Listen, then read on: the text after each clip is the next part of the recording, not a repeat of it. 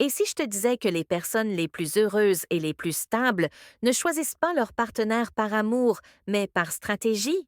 Que les couples les plus solides ne se forment pas sur un coup de foudre, mais sur la même logique qu'un partenariat professionnel. Ça choque, je sais, parce qu'on nous a appris à croire que l'amour, les papillons dans le ventre et la passion suffisaient. Mais regarde autour de toi. Combien de relations se brisent malgré l'amour? Combien de personnes s'épuisent dans des histoires qui les tirent vers le bas? La vérité, c'est que la plupart des gens choisissent leur partenaire comme on choisit un dessert, par impulsion, sans lire les ingrédients, sans se demander si ça leur fera du bien à long terme. Et c'est exactement pour ça qu'ils échouent. Aujourd'hui, on va parler d'une approche radicalement différente.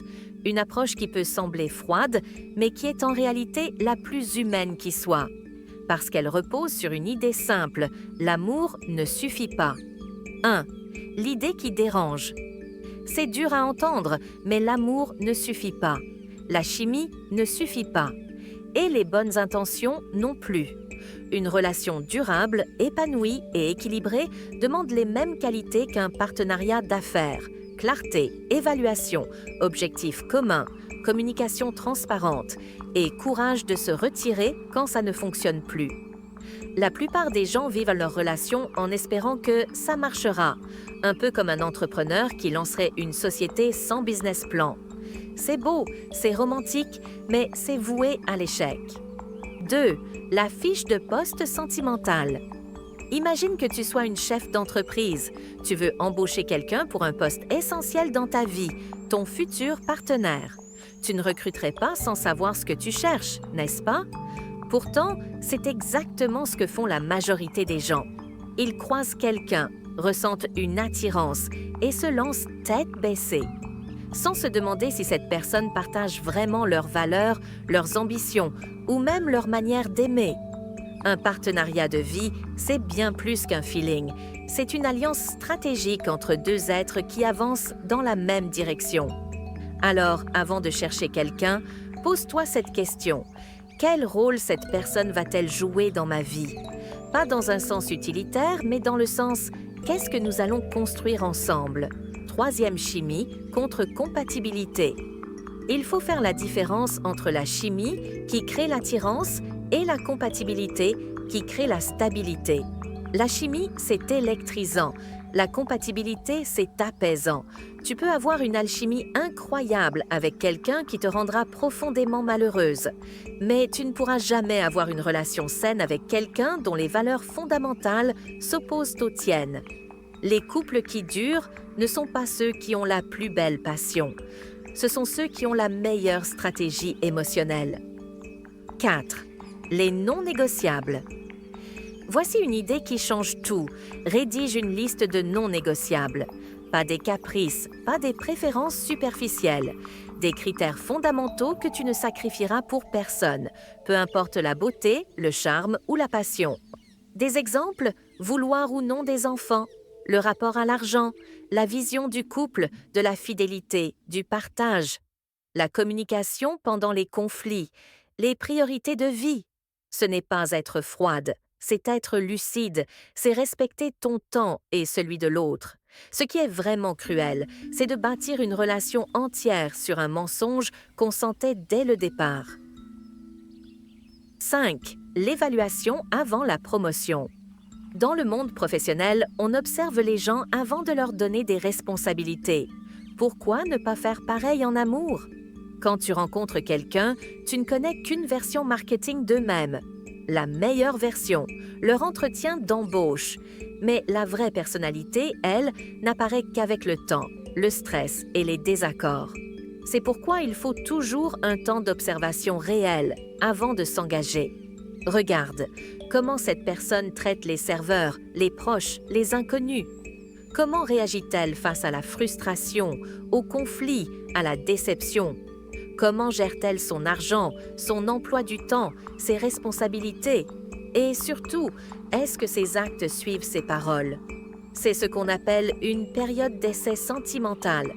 Et c'est ce que font naturellement les personnes qui ne veulent plus perdre des années avec les mauvaises personnes. 6. L'illusion du changement. Un des plus grands pièges, c'est de croire qu'on peut changer quelqu'un. En business, tu ne recrutes pas un comptable qui ne sait pas compter en te disant « je vais le former, il finira par s'améliorer ». Tu choisis quelqu'un qui sait déjà faire ce que tu attends. En amour, c'est pareil. Tu ne peux pas aimer quelqu'un au point qu'il devienne compatible. Tu ne peux pas communiquer quelqu'un vers la maturité émotionnelle. Tu ne peux pas patienter quelqu'un vers la stabilité. Les gens changent uniquement quand ils le décident. Et fonder une relation sur le potentiel d'une personne, c'est comme fonder une entreprise sur un rêve. C'est condamné à l'échec. 7. La communication stratégique. Une autre leçon que les entrepreneurs connaissent, dire clairement ce que tu veux dès le départ. Tu ne rédiges pas une offre d'emploi floue en espérant que le candidat devine tes attentes. Tu expliques tes besoins, tes conditions et tes valeurs. En amour, c'est la même chose.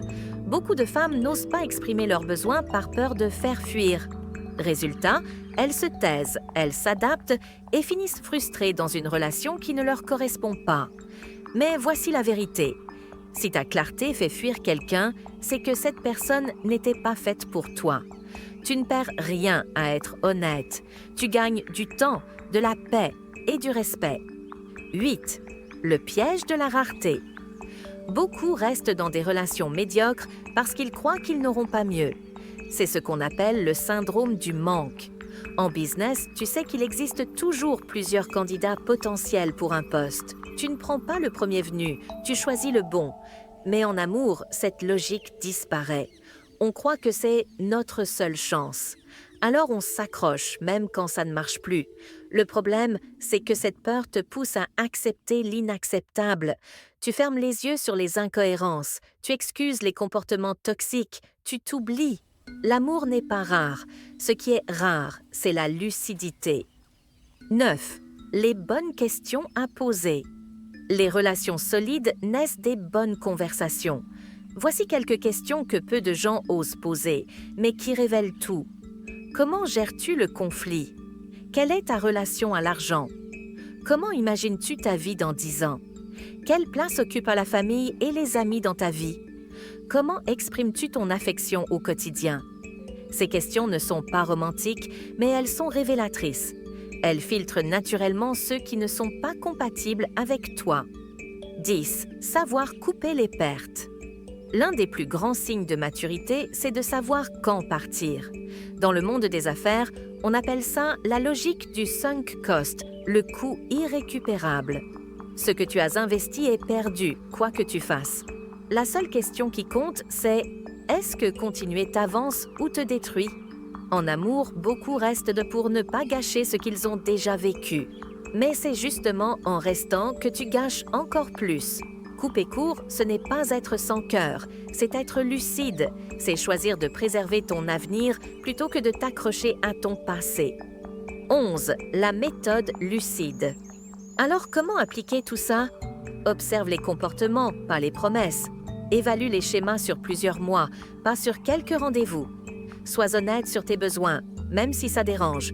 Ose partir quand les fondamentaux ne sont pas alignés. C'est une approche stratégique, mais profondément humaine, parce qu'elle repose sur le respect mutuel, respecter l'autre pour ce qu'il est et se respecter assez pour ne pas se mentir. 12. Conclusion, l'amour lucide. L'amour lucide, ce n'est pas renoncer à la passion, c'est choisir de l'ancrer dans la réalité. Ce n'est pas calculer, c'est comprendre que l'amour sans stratégie s'épuise et qu'une stratégie sans amour s'assèche. Tu ne cherches pas la personne parfaite, tu cherches la personne compatible avec la vie que tu veux bâtir. Alors, demande-toi, est-ce que ma manière de choisir l'amour me rapproche de ce que je veux ou m'en éloigne? Parce qu'au fond, le but n'est pas de tomber amoureuse, le but c'est de rester alignée. Et si cette approche te parle, abonne-toi. Parce que dans les prochaines vidéos, on va continuer à décoder les illusions du romantisme et à reconstruire l'amour sur une base plus rare, la lucidité.